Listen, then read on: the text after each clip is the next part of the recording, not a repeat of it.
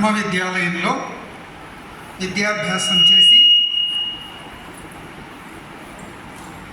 ఉన్నతమైన ఉత్కృష్టమైనటువంటి భావజాలము కలిగినటువంటి విద్యార్థులంతా ఒక దగ్గర ఆ 1995వ సంవత్సరపు విద్యార్థులు ఇక్కడ చేరి ఆత్మీయ సమ్మేళనాన్ని నిర్వహిస్తున్న ఈ కార్యక్రమానికి విచ్చేసిన నాతో పాటు పనిచేసినటువంటి ఉపాధ్యాయుని మణులకు నమస్సులు. మీకందరికీ శుభాశీస్సులు. ఈ కార్యక్రమంలో మనం మాట్లాడే ముందు ఒకరిని బాగా స్మరించుకోవాలి. ఎందుకంటే ధర్మ విద్యాలయం అనే పాఠశాల స్థాపించినటువంటి వాళ్ళు మీకు తెలుసు. ఎవరు? ముద్ద మల్లప్ప గారు, ముద్ద వీరమల్లప్ప గారు. వాళ్ళను స్మరించుకోకుండా ఈ కార్యక్రమాన్ని మనం చేసుకోలేము. వారి తర్వాత ముద్ద సుధాకర్ గారు. ఇప్పుడు వాళ్ళంతా కీర్తిశేషులు లేరు, కానీ వారి యొక్క ఆశయం నెరవేరింది అనుకుంటాం. ఎందుకంటే కేవలం ముద్ద మల్లప్ప గారు, వీరమల్లప్ప గారు, సుధాకర్ గారు ఎప్పుడైనా ఆడపిల్లలు చదువుకోవాలి, వాళ్ళు చదువుకుంటే సమాజం బాగుపడుతుంది, ఇంటికి దేశానికి వెలుగు ఆడపిల్లలే, అంటే ఇల్లాలు చదువుకుంటే ఇంటిలో వాళ్ళందరూ కూడా విద్యావంతులయ్యే అవకాశం ఉంటుంది అనేది.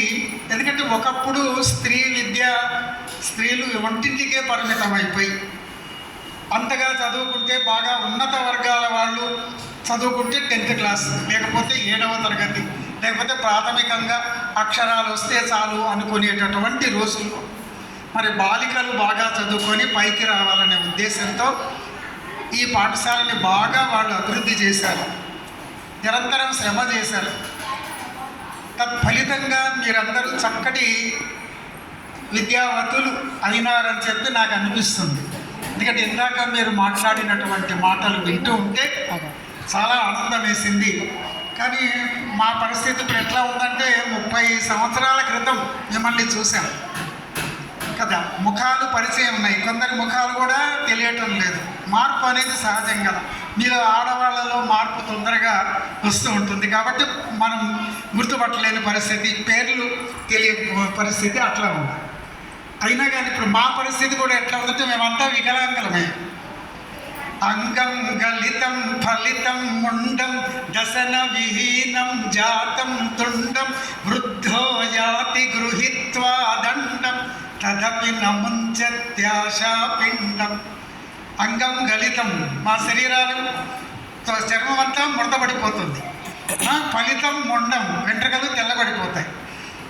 దశన విహీనం, పళ్ళు ఊడిపోతాయి, కళ్ళు కనిపించవు, చెవులు వినిపించవు, నడవడానికి రాదు, నిలబడితే ఊగుతున్నాం. ఇది పరిస్థితి కదా. జ్ఞాపక శక్తి కూడా తగ్గిపోయింది నాకైతే.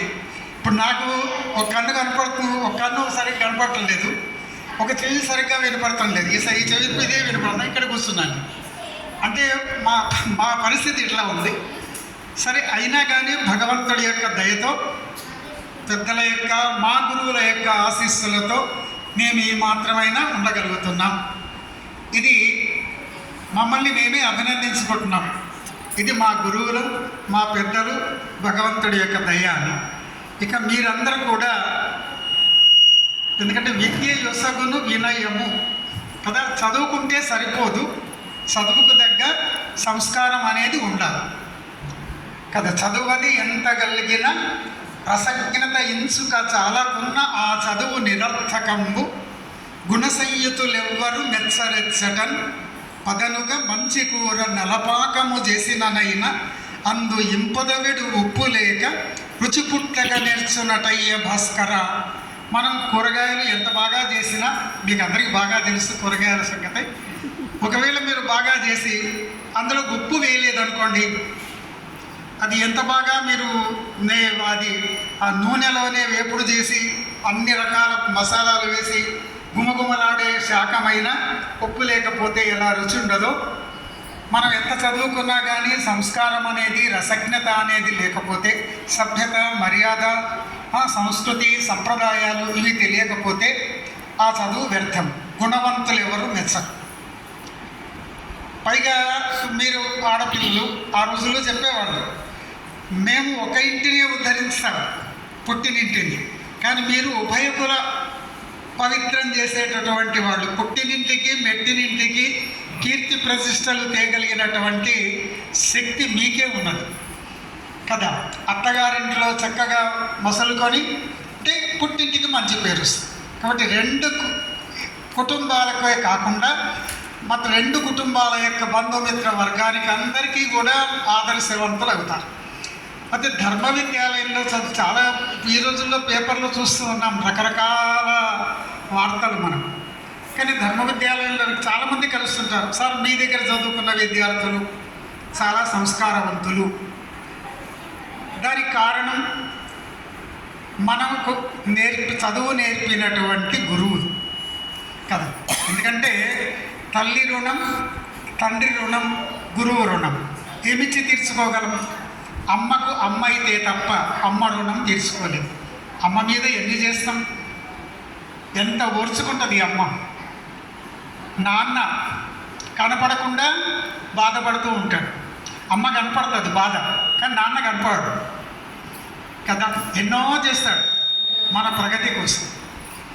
ఇంకా గురువులు తల్లి, తండ్రి, గురువు ఏమి చేసినా నిస్వార్థంగా చేస్తారు. ఏమి ఆశించకుండా చేసేవాళ్ళు ఈ ముగ్గురే. తర్వాత స్నేహితులు మీరంతా ఇప్పుడు కదా, మన నుంచి ఏమీ ఆశించరు. అమ్మకి ఎవరైనా చాక్లెట్ ఇస్తే తాను తినదు, కొంగుర మూట కట్టుకొచ్చి కొడుక్కిస్తుంది కదా. నాన్న అంతే, తనకు బట్టలు లేకపోయినా సంతానానికి బట్టలు కుట్టిస్తాడు. నాన్న నీకు లేవు, నువ్వు వేసుకోనా, నేను వచ్చే పంటకు వేసుకుంటాను. గురువులు అంతే, గురువులు ఏం ఆశిస్తారు? ఉపాధ్యాయులు ఛాత్రకృత నమస్సుమంబుల సంతసించువాడు. వాళ్ళు ఏం కోరుకుంటారు?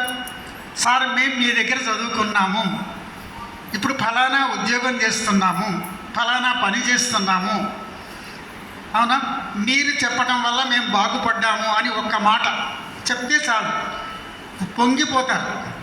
అందుకని శిష్యాది చేతు పరాజయం కదా. తన దగ్గర చదువుకున్న విద్యార్థుల దగ్గర తాను ఓడిపోవాలి. గురువు ఓడిపోతే గురువుకే గొప్ప కదా. ఓడిపోయినా తనకే గొప్ప, గెలిచినా తనకే గొప్ప. నా దగ్గర చదువుకొని నన్ను మించిపోయినాడు అని చెప్పి నీ దగ్గర చదువుకొని మిమ్మల్ని మించిపోయినారయ్యా మీ శిష్యులు అంటే గురువుకి ఎంత సంతోషం. అట్లా అన్నమాట.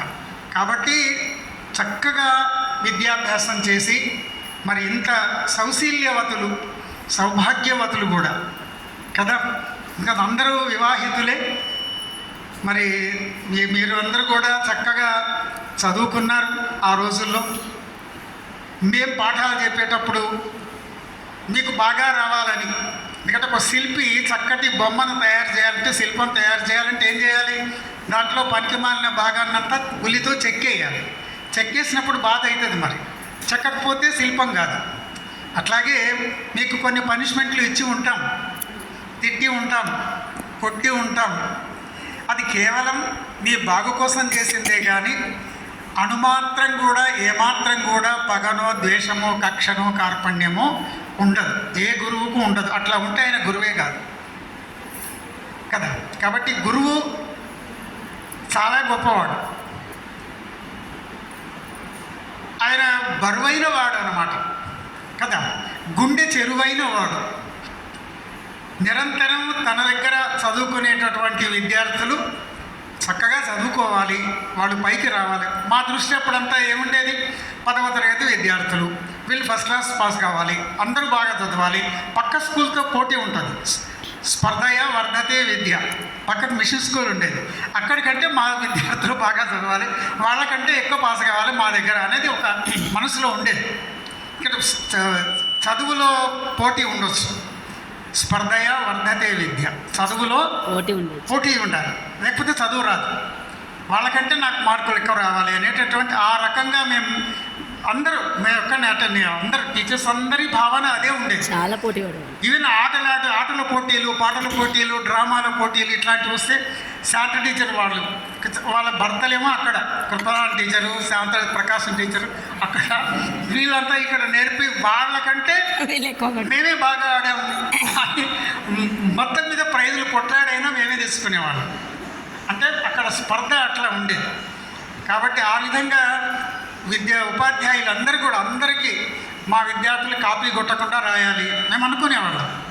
మనం స్ట్రిక్ట్గా ఉండాలి, వచ్చిన 4 అక్షరాలైనా బాగా రావాలి అనేటటువంటి భావన ఉండేది. ఇవన్నీ మన సంస్కృతి, మన సంప్రదాయం.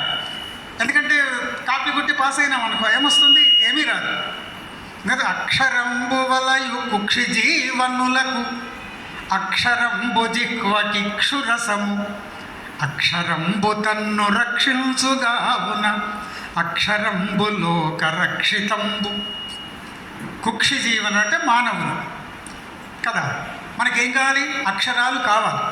అసలు అక్షరము అంటేనే క్షరము కానిది, నశించనిది. అక్షరాలు ఎప్పుడో ఉన్నాయి, మనం పుట్టకముంచునే ఉన్నాయి, పుట్టిన తర్వాత ఉన్నాయి, మన తర్వాత కూడా ఉంటాయి. అంటే అక్షరం అంటే భగవంతుని యొక్క స్వరూపమే. అసలు అక్షరాలన్నీ భగవంతుడి నుంచే వచ్చాయి. అప్పుడు పరమశివుడట తాండవ నృత్యం చేసి ఢమరుక ఆయన చేతిలో ఉంటుంది. అట్లా వాయిస్తే 14 సార్లు వాయించాడు. నృత్తావసానే నటరాజరాజు నృత్తావసానే నటరాజరాజో నినాద ఢక్కాం నవ పంచవారం. నవ పంచ 9, 5, 14 సార్లు డమరకం మ్రోగిస్తే ఆ డమరుక శబ్దంలోంచి అక్షరాలు వచ్చాయి. ఐ ఉన్ రుల్ రుక్ ఏ ఓం ఐ అవచ్ హయ వరట్ యమగణనం జభై గడదష్ జపగడదష్ కఫై శిష సర్ హల్. మనం నేర్చుకునే 56 అక్షరాలు ఇందులో ఉన్నాయి కదా. ఐ ఉన్ ఆ ఈ ఉ రుల్ రుక్ రు రు లుల్లు ఏ ఓం ఏ ఓ కచట తప చట తౌ కక గగంగా చ జయ టట డన తట దన పప బభమ య ర ర ల వ శ ష స హ లక్ష. అందుకని అక్షరాలు, ఆ క్ష చివరికి అక్షరాలు. ఈ అక్షరాలు మన కుక్షి జీవనలకు చాలా అవసరం. అక్షరాలు అంటే చదివే కదా. అక్షరాలు ఎట్లాంటివి అంటే ఇక్షు రసం లాంటివి. ఇక్షు అంటే చెరుకు రసం ఎంత మధురంగా ఉంటుందో మంచి పుస్తకాలు చదివితే అంత బాగా ఉంటుంది కదా. కాబట్టి మన జీవితం బాగుపడాలి అంటే చదువు తప్పనిసరిగా రావాలి. అది లోకాన్ని రక్షిస్తుంది చదువు. ఆ చదువు చెప్పేవాడు గురువు. కాబట్టి మనకి విద్య వల్ల ఎన్నో ప్రయోజనాలు.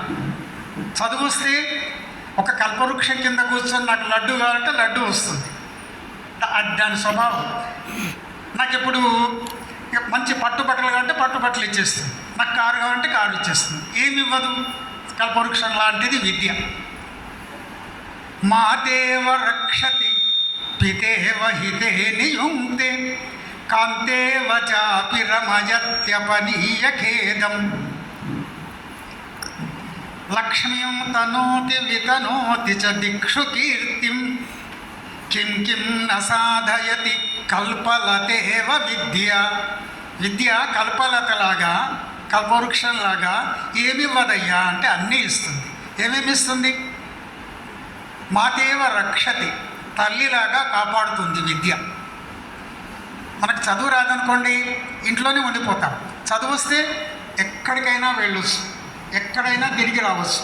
విద్వాన్ సర్వత్ర పూజ్యతే కదా. చదువుకున్నవాడు ప్రపంచంలో ఎక్కడైనా గౌరవింపబడతాడు. స్వగృహే పూజ్యతే మూర్ఖ. చదువు రానివాడు ఇంట్లోనే గౌరవింపబడతాడు. వాడు బయట వాడిని ఎవడు అడ్డాడు. స్వగ్రామే పూజ్యతే ప్రభు. ఒక ఊరికి సర్పంచ్ ఉంటే వాళ్ళ ఊరికే గౌరవం, పక్క ఊరిలో ఏం గౌరవించాలి. స్వదేశే పూజ్యతే రాజా. రాజు తన దేశంలో గౌరవింపబడతాడు. కానీ చదువుకున్నవాడు ఎక్కడైనా గౌరవింపబడతాడు. కాబట్టి అట్లా గౌరవప్రదమైనటువంటిది, విలువలతో కూడినటువంటిది, విలువలకు వలువలు కట్ట నేర్పినటువంటిది, మన జీవితాలను వెలుగు బాటల్లో నడిపించేటటువంటిది విద్యని. విద్య అంటే వేత్తీతి విద్య, తెలుసుకోబడినది కాబట్టి విద్య అంటారు. మరి ఈ విద్య మనకు నేర్పేవాళ్ళు, విద్య మళ్ళీ 2 రకాలు కదా, ఒక లౌకికమైన విద్య, ఒకటి ఆధ్యాత్మికమైన విద్య. భగవత్ సంబంధమైన జ్ఞానం, వేదాలు, శాస్త్రాలు, ఉపనిషత్తులు, పురాణాలు, ఇతిహాసాలు, ఇవన్నీ కూడా ఒక విద్య, భగవంతుణ్ణి చేరే విద్య. అది 60 ఏళ్ళ తర్వాత మనం అక్కడికి వెళ్ళిపోతుంటాం, ఆ విద్య మనకు కావాలని కదా. లౌకికమైన విద్య బతుకు కోసం మనం నేర్చుకునేదంతా బతుకు తెరువు కోసం నేర్చుకున్న విద్య. కాబట్టి ఆ విధంగా ఈ విద్య వల్లనే మనకు ఇంత మంచి సంస్కారం, అటువంటి సంస్కారం ఉన్నది కాబట్టి ఈ ఆత్మీయ సమ్మేళనాన్ని మీరు ఏర్పాటు చేశారు. మన స్నేహితులను ఒకసారి కలుసుకోవాలి, మనం చదువు చెప్పినటువంటి ఉపాధ్యాయులను ఒకసారి కలుసుకోవాలి, ఒకసారి చూడాలి, వాళ్ళ మాటలు మళ్ళీ వినాలి. ఇప్పుడు నాకేమనిపిస్తుంది, మళ్ళీ మిమ్మల్ని చూస్తుంటే ఇప్పుడు మీరు బాగానే బాగా పెద్దవాళ్ళు అయిపోయినారు, కానీ మళ్ళీ మా విద్యార్థులే వీళ్ళు, నేను క్లాస్లో పాఠం చెప్తున్నాను అని అనిపిస్తుంది నాకు. ఆ విధంగా మీరందరూ కూడా చక్కటి సంస్కారవంతులు. కొంతమంది కలుస్తూ ఉంటారు, మీరు ధర్మవిద్యాలయం సార్ అని అడుగుతారు. అవునమ్మా, అవును, మీ స్కూల్లో చదివిన విద్యార్థులు చాలా మంచివాళ్ళండి అని చెప్తూ ఉంటారు. అంటే ఆనందం అవుతుంది. అంటే మా దగ్గర చదువుకున్నటువంటి, అంటే మా టీచర్స్ ఇక్కడ అందరూ కూడా ఒక నిబద్ధతతో పాఠాలు చెప్పేవాడు. వ్యక్తిగతమైన విషయాలు ఏవేవి ఉన్నా పక్కకు పెట్టేసి క్లాస్కి వచ్చినామంటే చక్కగా చదవాలి, వీళ్ళు నేను చెప్పింది చదవాలి. ఒకవేళ చదవకపోతే అసలు నేను ఫస్ట్ ఉద్యోగంకి ఇక్కడ ఉండేది స్కూల్ అప్పుడు ఒకప్పుడు. ఇక్కడ నేను అపాయింట్మెంట్ ఆర్డర్ ఇక్కడ తీసుకున్నా. అయితే నాకు బాగా గుర్తుకొస్తుంది, 7th క్లాస్లో ఒక అమ్మాయి, మధుమతి అమ్మాయి ఉండేది. నేను అప్పుడే కొత్తగా వచ్చిన 2-3 నెలలు కావచ్చు. ఆ అమ్మాయి పాఠం చెప్తుంటే ఆ పద్యం చదువుతుంటే తప్పు చదివింది. కొత్తగా ఉన్నాం కదా, బాగా కొట్టాను. ఒకటే దెబ్బ కొట్టిన, తల మీద కొట్టాను. అది కూడా ఆ దెబ్బకి దిమ్మ తిరిగిపోయి పడిపోయింది. ఎట్లా నిలబడితే అట్లా పడిపోయింది. నాకు భయం వేసింది బాగా. అప్పుడే కొత్త, అప్పుడు ఇంత తెలివి కూడా లేదు ఆ రోజుల్లో. 67 అంటే చాలా తెలివి తక్కువ రోజులు. అప్పుడు ఇంత తెలివి లేదు, ఇంత జ్ఞానం లేదు, ఇప్పుడు లేదు కూడా అప్పుడంత. కాబట్టి అట్లా పడిపోయి చాలా బాగా, అప్పుడు కృపలాన్ టీచరు, బెంజమిన్ టీచరు, తర్వాత రెడ్డి టీచరు, వీళ్ళంతా ఉండేవాళ్ళు. వాళ్ళంతా వచ్చేసి ఆ అమ్మాయి కొద్దిగా నీళ్లు చల్లి ఏదో ఉపచారం చేస్తే పాప అమ్మాయి లేచింది. లేకపోతే నేను చాలా భయపడిపోయినా. ఇక్కడే ఇదే ఇంకా ఇట్లా ఆర్చి ఉండేది ఇక్కడ, దాని తర్వాత ఇది మార్పు చేశారు. అయితే అట్లా కొట్టకపోతే రాదు, కొడితే అది అంటే ఆలోచించి కొట్టాలి. చాలామంది టీచర్స్ ఉంటుంటారు ఇప్పుడు ఇక్కడ, విద్యార్థులను శిక్షించాలి కానీ నాతి కఠినముగా. మరి ఈ రోజుల్లో కొట్టడానికి కూడా వెళ్ళేది, తిట్టడానికే లేదు కదా. మీరంతా అనుభవం ఉందనుకో, మనం ఏమన్నా కానీ వచ్చేసి అప్పుడే పిల్లల్ని తీసుకొచ్చి ఊరంతా ఏకమై పంతులను కొట్టేస్తారు. కాబట్టి అట్లా కాకుండా చాలా సున్నితమైన, ఎందుకంటే రాను రాను సున్నితమైనటువంటి వ్యవహారం వస్తుంది. కాబట్టి మనం జీవితంలో లోక వ్యవహారంలో ఎట్లా మసులుకోవాలో అప్పటికప్పుడు మనకు సద్య ప్రజ్ఞ, ఇప్పుడు ఇట్లా ఉంటే సరిపోతుంది ఈ కాలానికని మనకు తోచాలన్నమాట. ఆ తోచేటట్టు చేసేది విద్యని. కాబట్టి అట్లాంటి మంచి విద్యను ఇక్కడ మీరు చదువుకున్నారని, ఆ బాగా చదువుకున్న దానికి గుర్తు ఈ కార్యక్రమం. అంతేనా? ఇంకేమన్నా అనుమానం కదా? లేదు కదా? అక్కడ మీరు చెప్పిన చదువు మాకు ఉపయోగపడింది, అది మాకంటే సంతోషం. మేము చదువుకున్నాము, మేము బాగుపడ్డాము. అయితే కొంతమంది ఉద్యోగాలు చేయొచ్చు. చాలామంది నేను ఇంట్లోనే ఉన్నా, నేను హౌస్ వైఫ్ అని చెప్తున్నాను. అక్కడ ఏమాత్రం బాధపడదు, అన్నిటికంటే అదే గొప్ప ఉద్యోగం కదా. గృహిణి గృహముచ్యతే కదా, ఇల్లాలు కదా, ఇంటికి యజమానురాలు ఇల్లాలే కదా. మగవాళ్ళది ఉంటుంది, ఏమీ ఉండదు. బయటనే ఇంట్లో ఎట్లా ఇల్లు మొత్తం తీర్చిదిద్దేది గృహిణియే. అన్నిటికంటే గొప్ప ఉద్యోగం, వేతనము లేని ఉద్యోగం, పిల్లల్ని బాగు చేసే ఉద్యోగం, కుటుంబాన్ని బాగుపరిచే ఉద్యోగం ఏది అంటే గృహిణి. గృహిణి అంటే తక్కువ. చాలామంది టీవీలో కూడా మనం పరిచయం చేస్తూ ఉంటారు. మీరు ఏం చేస్తారు? నేను హౌస్ వైఫ్ అంటే ముఖం తక్కువ చేసి మాట్లాడుకుంటారు. తల ఎత్తుకొని చెప్పాలి. సరే, మిగతా ఉద్యోగం కాదని కాదు, గృహిణి వాళ్ళు తల ఎత్తుకొని చెప్పాలి. ఎందుకు? కుటుంబంలో ఉండే పిల్లలందరినీ తీర్చిదిద్దాలి. ఆ బాధ్యత భర్త, అత్తమామలు, తర్వాత భర్త కుటుంబము, తర్వాత బంధుమిత్రులు, పిల్లలు, అందరికీ నిజంగా ఇంట్లో అష్టావధానమే ఉంటుంది పొద్దున్న లేస్తే ప్రతి గృహిణికి కదా. అటు వంట చేయాలి, పిల్లలు సర్దాలి, బడికి పంపాలి, వాళ్ళకి వచ్చిన చదువు చెప్పాలి. ఇవన్నీ మీకు చెప్పాల్సిన పని లేదు. ఇంతటి సహనము, ఓర్పు, ఈ లక్షణాలన్నీ మీకే ఉంటాయి. ఆ లక్షణాలన్నీ ఉన్నాయి కాబట్టే మీరు ఇంత బాగా పైకి వచ్చారు, బాగా చదువుకున్నారు. మేమంతా కోరుకునేది ఏమిటిది? అందరూ బాగుండాలి, ఆయురారోగ్య అష్టైశ్వర్యాలతో తొలతూగాలని, పిల్లా పాపలతో వర్ధిల్లాలని, మీ పిల్లలు బాగా ఉన్నతిలోకి రావాలని, వాళ్ళు మళ్ళీ మీలాంటి ఉత్తమ సంస్కారవంతులు కావాలని, ఇంటికి ఒంటికి దేశానికి మంచి పేరు ప్రఖ్యాతులు తేవాలని కదా. ఇట్లా 10 కాలాల పాటు గుర్తుని ఈ చక్రం ఇట్లా గడిచిపోతూ ఉండాలని మనస్ఫూర్తిగా నేను మా టీచర్స్ అందరూ కూడా ఆశిస్తున్నారు, ఆశీర్వదిస్తూ ఉన్నారు. కాబట్టి మీరందరూ ఇతోధికంగా ఇందాక చెప్తూ ఆ పరిచయాలు చేశారు. పాపం ఇప్పుడు కొందరి ముఖాలు తెలుస్తున్నాయి, కొందరి ముఖాలు తెలియట్లేదు కదా. కొందరు పేర్లు, అసలు పేర్లు అయితే కొద్ది మంది తెలుసు, 2-3, మిగతా వాళ్ళ పేర్లు కూడా మర్చిపోయినాం. 30 సంవత్సరాల క్రితం ముచ్చట కాబట్టి కొద్దిగా కష్టమే. మీకు గుర్తుంటాయి, ఎందుకంటే మీలాంటి బ్యాచ్లు ఇంకా ఎన్నో వెళ్ళిపోయినాయి కాబట్టి మాకు అది అసాధ్యమే. అయినా కొద్దిగా ఏజ్ అయిపోయింది, గుర్తుంటాయి, గుర్తు పెట్టుకోవాలి. కానీ నాకు కొద్దిగా మతిమరుపు కూడా వచ్చింది కాబట్టి కొద్దిగా గుర్తులేని పరిస్థితులు అట్లా ఉన్నాయి. కాబట్టి మీరందరూ కూడా మంచి కార్యక్రమాన్ని ఏర్పాటు చేసి మమ్మల్ని గుర్తుపెట్టుకొని, మర్చిపోకుండా గుర్తుపెట్టుకొని, ధర్మ విద్యాలయం అంటేనే అసలు ఎంత అది స్కూలు చూస్తే నిరాడంబరమైన స్కూల్. వికారాబాద్లోనే ఒక ఆదర్శవంతమైన పాఠశాల. అక్కడ పేరుకు తగ్గట్టు ఏ రకమైన ఫీజులు మీ దగ్గర తీసుకున్నారు ఎప్పుడైనా? ఏ క్లాసులో ఎక్కడ ఫీజు ఉండదు, ఉచితంగా విద్యాభ్యాసం. ఒకప్పుడు భిక్షుకుల కోసం పెట్టారు, భోజనము, బట్టలు, వసతి ఇచ్చి వాళ్ళు. కాబట్టి అట్లా ఆ విధమైన ఆదర్శవంతమైన పాఠశాల, ఆదర్శవంతమైన విద్య, ఆదర్శవంతమైన విద్యార్థులు. ధర్మ విద్యాలయం అనగానే గుర్తుకొచ్చేది ఎవరు? 2 మర్రి చెట్లు గుర్తుకొస్తాయి. ఈ మర్రి, ఆ మర్రి, ఆ మర్రి, ఈ మర్రి, ఆ మర్రి, మర్రి అంటే రామ రామ రామ కదా. రామ అంటే రాముడని ఒక అర్థం, రామ అంటే సీత అని ఒక అర్థం, రామ అంటే అందమైనదని ఒక అర్థం, రామలు అంటే ఆడవాళ్ళు అని ఒక అర్థం. ఆడపిల్లలు చదువుకున్నటువంటి స్కూల్, అది కూడా ఊరి మధ్యలో ఉంది, సురక్షితంగా ఉంది. ధర్మ విద్యాలయం ఆడపిల్లల్ని పంపిస్తే సురక్షితంగా చదువుకుంటారు కదా. ఏ విధమైన భయం